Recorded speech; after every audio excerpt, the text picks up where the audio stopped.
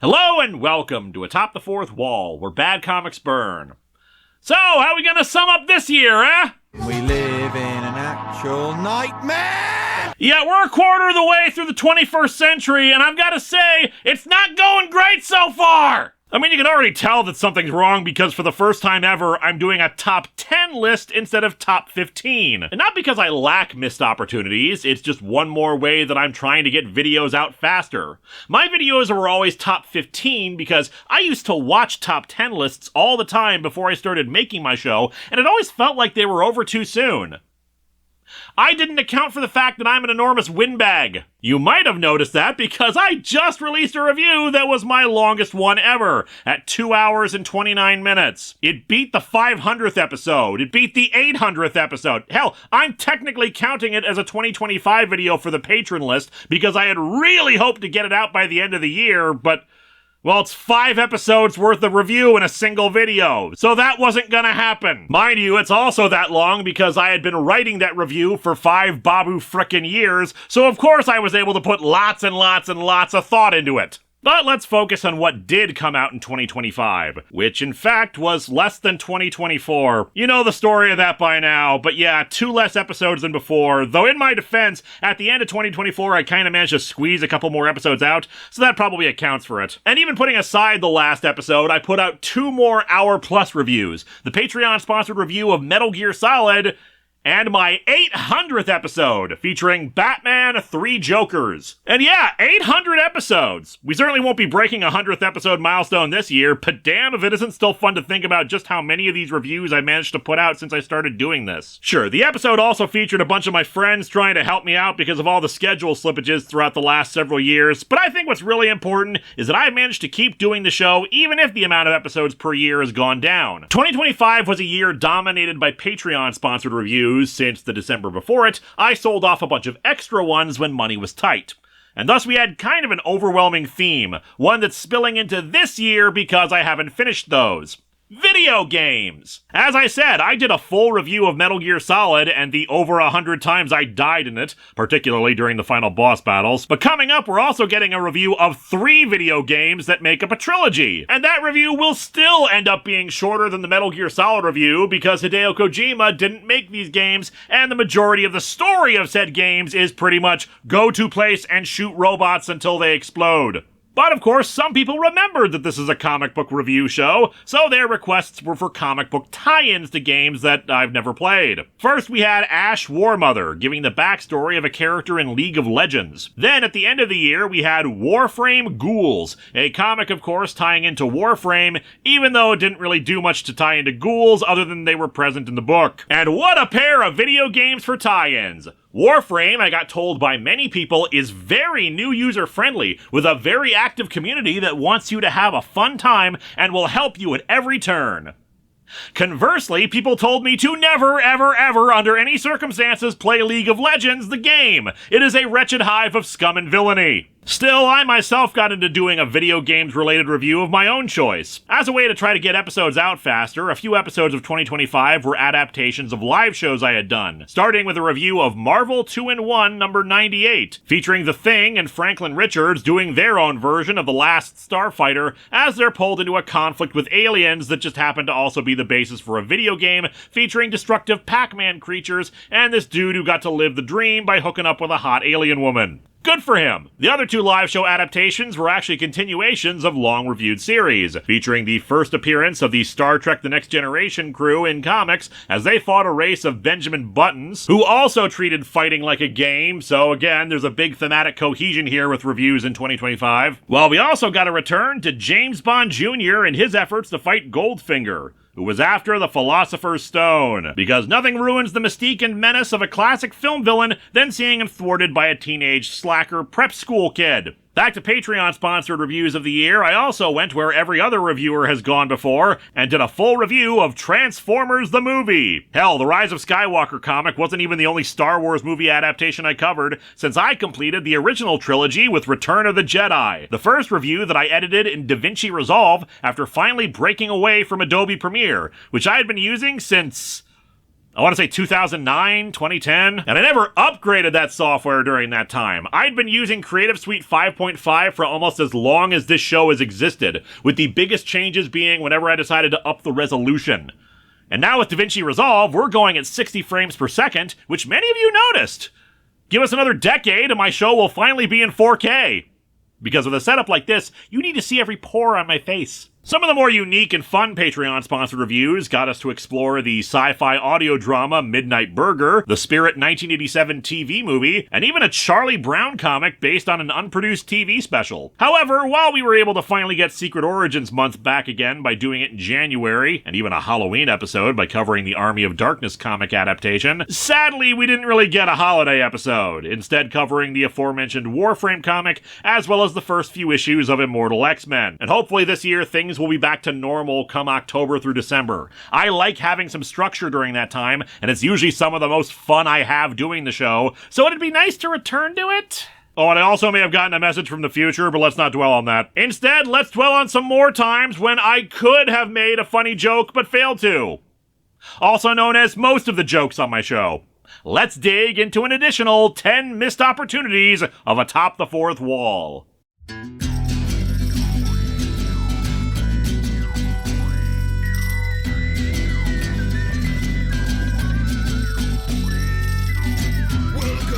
Atop the fourth wall, where bad comics burn. Linkara's gonna teach you all a lesson you won't learn. What's with these awkward subjects?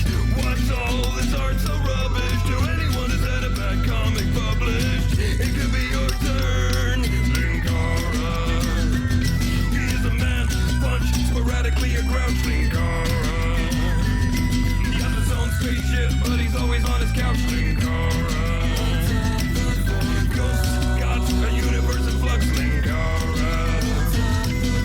This comic sucks, Linkara.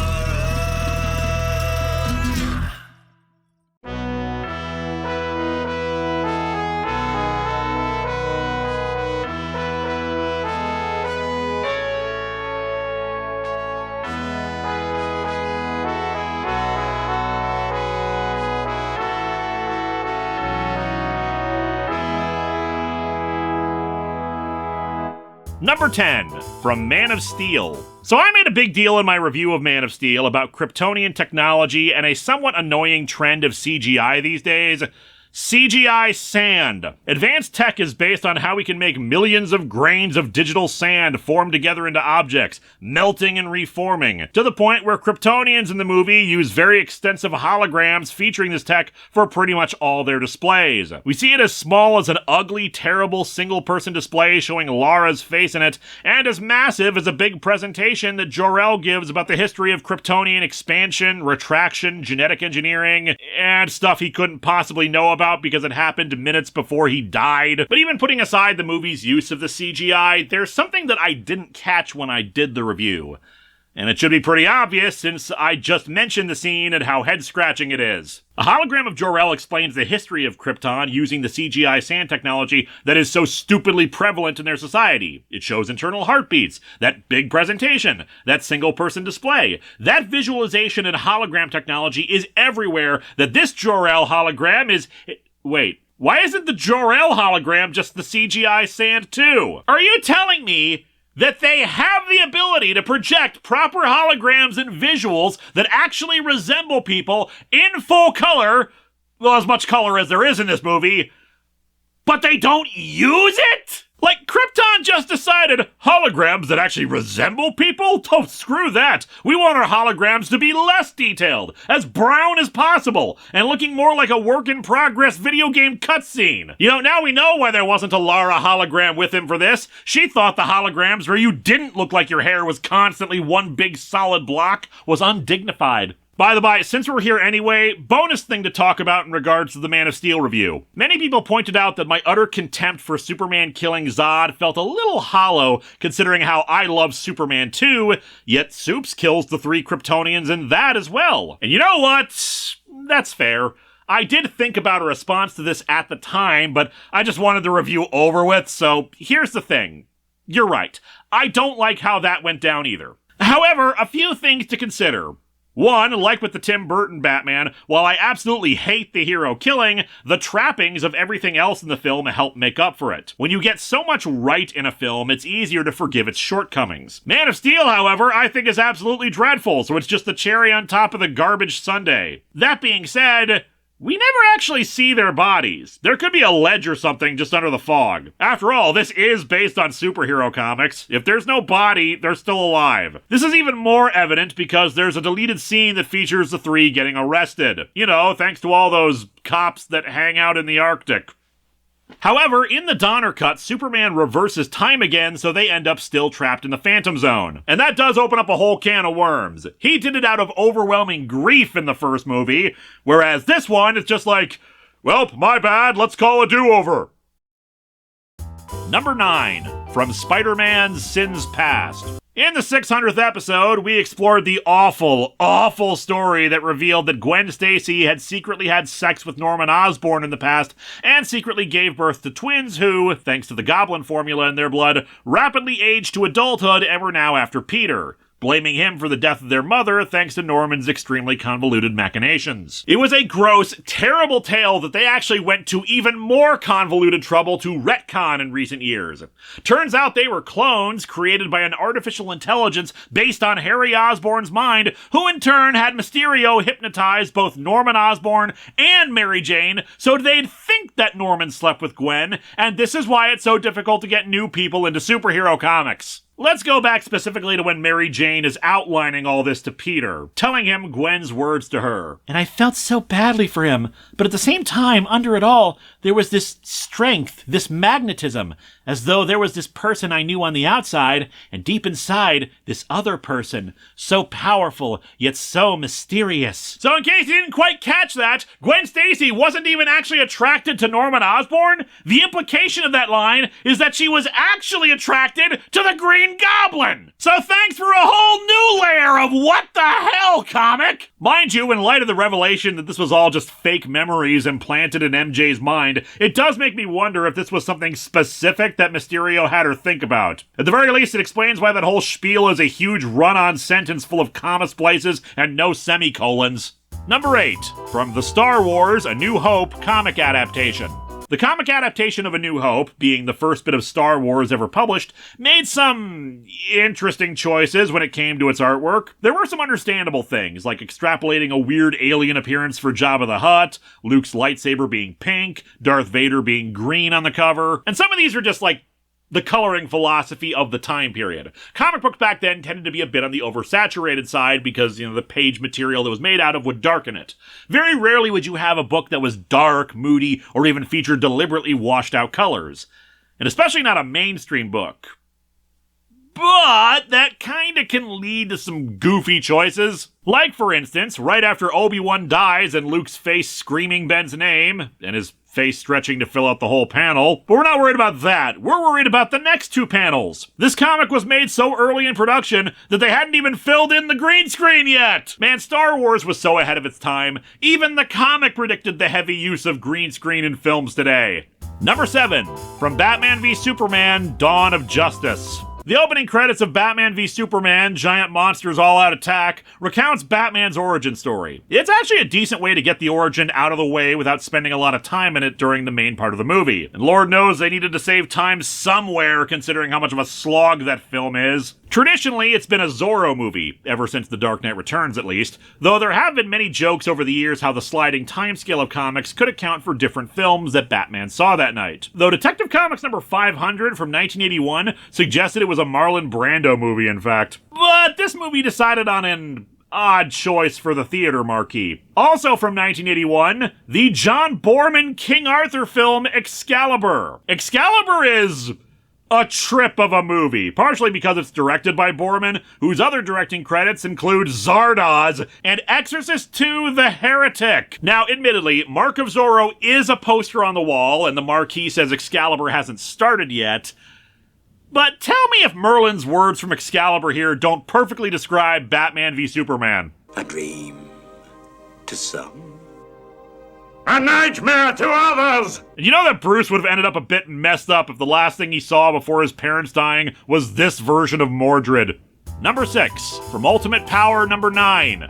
As a reminder of the convoluted plot of Ultimate Power, Ultimate Reed Richards sent an interdimensional probe into other universes, hoping to find a cure for Ben Grimm's condition as the Thing. The probe ended up in the world of Supreme Power, and some kind of biomass began growing from it that killed people and threatened to kill more. The superheroes of that universe kidnapped Reed to find a solution to the biomass. However, it's revealed that Nick Fury, along with Dr. Doom and the Supreme Power Universe's Emil Burbank, were actually the ones responsible for the biomass and everything going to hell. After multiple issues of Greg Land's traced artwork and the terrible, terrible dialogue, the heroes united and the villains were arrested. Save for Doom, but that's a story for another time. And the day was saved.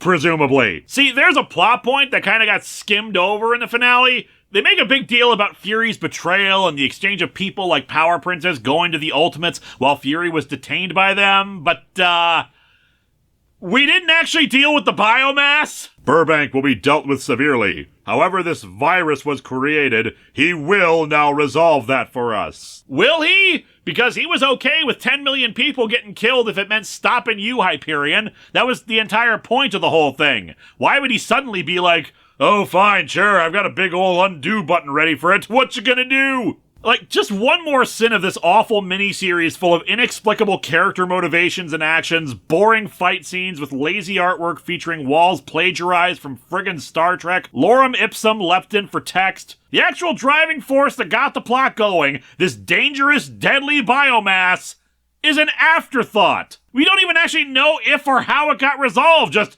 yeah, he'll fix it, bye! Or maybe it's resolved because Greg Land couldn't be bothered to draw something that required not tracing something. Who knows? Number 5, from Mr. T and the T-Force, number 8.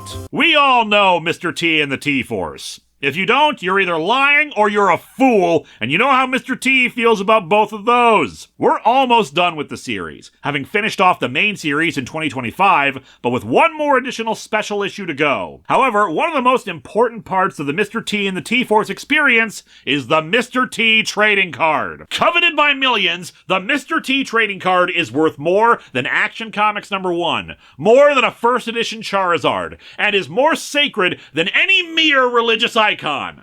When I had a physical copy of any issue of the book, my heart wept whenever it lacked the promised trading card, but I understood why so many would hold on to them.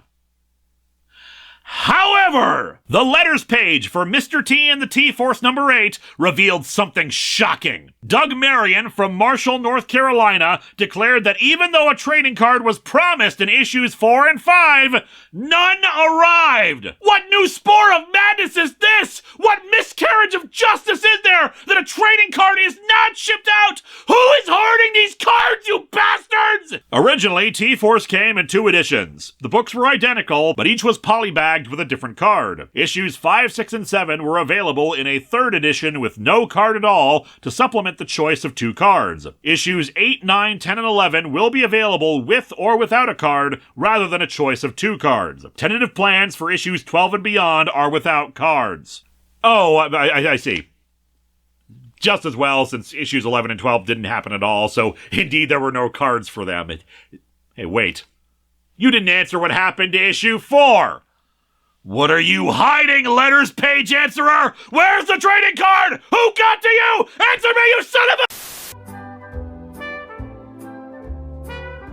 a... Number 4, from the Batman The Killing Joke animated adaptation. There's a lot you can say about the animated adaptation of The Killing Joke.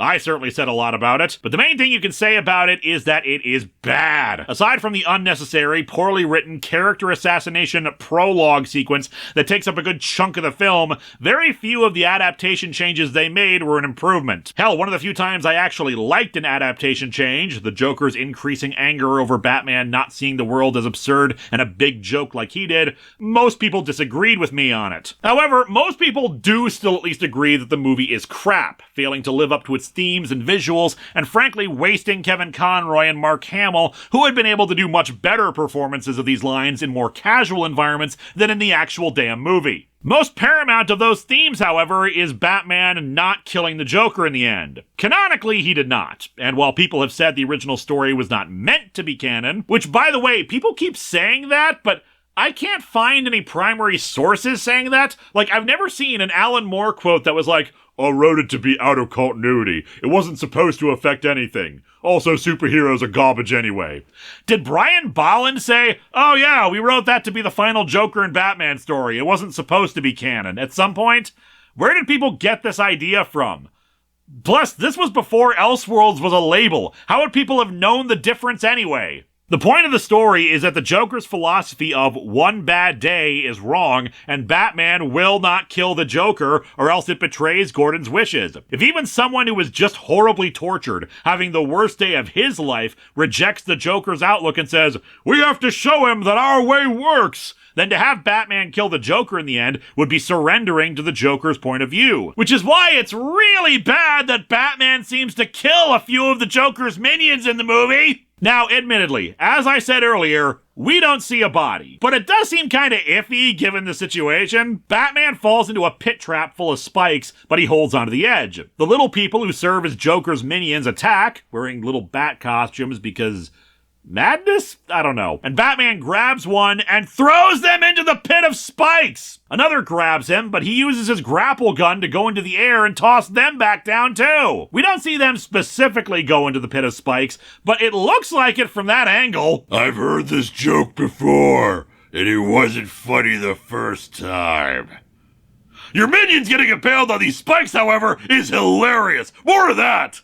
Number 3, from Secret Wars 2. Secret Wars 2 is a slog, shorter than the original Secret Wars, and yet still feeling like it's twice as long as it. Part of the reason for that is because there's so much padding. The plot is an excuse to just lead into tons and tons of tie-in issues. So while there is an overarching plot occurring, a lot of the individual plot points are just there to segue into the tie-ins. But in issue 1, we had the diversion that caused a bit of confusion for me. A writer named Stuart Caldwell is angrily complaining to his agent on the phone, sick of doing the TV shows he's been on. He thinks that if you're going to show violence on TV, it should be as gratuitous as possible so that people can understand how horrific it is. I said in the episode that all this ranting, going on for almost a full page or so, seemed way too specific to be something that Jim Shooter just made up out of nowhere. This seemed to be about someone in particular.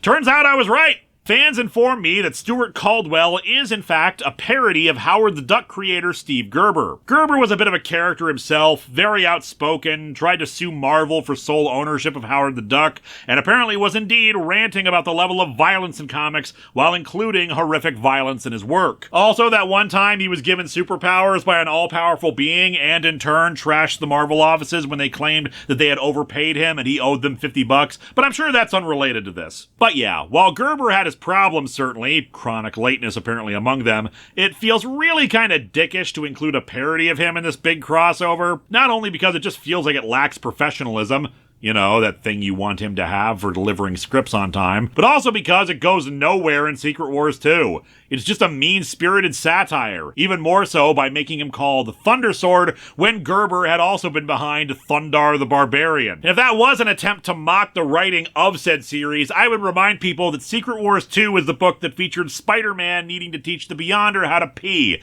So stones and glass houses, you know? Number 2, from Doctor Who, The Chimes of Midnight. This one is so close to the number 1 spot, even though to most people, this should have been farther back. Thing is, though, this is one of those cases where it's more my own amusement than anyone else's, and damn it, this is a callback to one of my favorite jokes I ever made on this show. So much so that it was my favorite joke of all time back when I listed them. Recency bias makes me like other stuff more, but it remains a favorite of all time, so let's get to it. The Chimes of Midnight is an audio drama featuring the 8th Doctor and his companion Charlie landing in a bizarre time loop on Christmas Eve. Time is especially wonky as the loop only lasts 2 hours, but time will accelerate to get to the next hour, upon which one of the staff of the house is murdered. Which, thank goodness for the time loop then, hard to attract new staff with that high a turnover rate. The poor staff are subconsciously aware that they're in the loop, but they're almost numb to it at this point, with phrases and actions repeated over and over, even an inkling that they may die next. Since it's Christmas Eve, the cook, Mrs. Baddeley, is working on the traditional British Christmas pudding. And as we are constantly reminded, Christmas wouldn't be Christmas without her plum pudding. Yeah, without that pudding, Christmas wouldn't be Christmas. We'd be celebrating, like, Berchtoldstag instead. Is that what you want? A nut-based holiday? And thus my missed opportunity. During the first loop, Mrs. Baddeley is killed. How? It seems that Mrs. Baddeley has been stuffed with her own plum pudding. Oh my god, she ate too much pudding! And the number one additional missed opportunity of Atop the Fourth Wall is from Star Wars, The Empire Strikes Back comic adaptation. Yep, one more Star Wars for the road. It's all Star Wars this January, I guess. But no, I made frequent mentions during my review of the comic adaptation of The Empire Strikes Back that Yoda was drawn oddly. A lot of the time, his size kept changing. Sometimes he would be in the correct size in art, but it was kind of all over the place. Sometimes being small enough to be like a little fairy on Luke's shoulder kind of thing. And if I had looked into it more, namely looked at the ending pages of issue 41, I'd actually have an answer for this. And I really hate when I miss stuff like that. I love sharing behind the scenes with you guys about the process of making comics, and adaptations are especially fun. Archie Goodwin, writer and editor for the Star Wars ongoing series at Marvel, talked about the process of making the adaptation, of getting to spend a week at Lucasfilm going through 10,000 photos to grab references for the adaptation, and given a copy of the script to adapt. He talked about the process of turning 160 pages into 96 for the comic, what had to be condensed, what shots to create to try to keep the idea of a scene going and dynamically interesting to look at, especially when they don't have a finished movie to base it on. And what's more, guesswork about how a character looks if they don't have any photos of them. See, one thing that Goodwin did not get was anything involving special effects, because those were still being worked on. As such, he had to grab concept art for a lot of things. And that included a Ralph McQuarrie painting of Yoda, which is all they had at the time. You can see the original version of it. Blue, even more wrinkly, longer hair, and less bald. They did get the revised photos of Yoda to them eventually, but by that point, the paperback version of the comic had already gone to press, so while they did have time to go and alter the artwork for the Marvel Super Special and individual comics of the adaptation, there exists a printed version of the adaptation featuring the original Yoda. So Star Wars actually has a rich tradition going back to its very release of needing to re-edit and release its stuff. We'll call this comic the McClunky Cut. Another interesting tidbit. I had commented in the review that it was odd that we didn't actually see the Wampa or the giant space worm creature that the Millennium Falcon entered into, and apparently that was by George Lucas's request specifically, not wanting people to be spoiled about how they looked. Or maybe considering how the Wampa was originally left out of the movie because they thought it looked bad, he just feared the comic version would look better than what was on the screen. And that's it for these missed opportunities. 2025 was a rough year, and 2026 is sadly looking to be bad too. But like last year, we're only going to get through it if we care about each other, stand with each other, support each other, and we need to be able to look back at the opportunities we may have missed to do good, and hopefully make sure we don't miss them this time. And in that spirit of cooperation and camaraderie with our fellows, next time we resume the Patreon-sponsored extravaganza with My Little Pony / Transformers Friendship in Disguise. I'm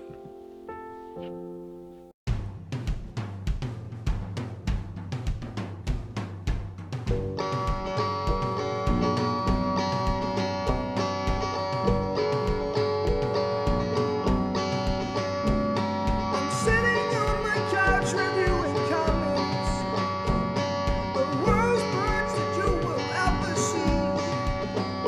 It's sad that comic books are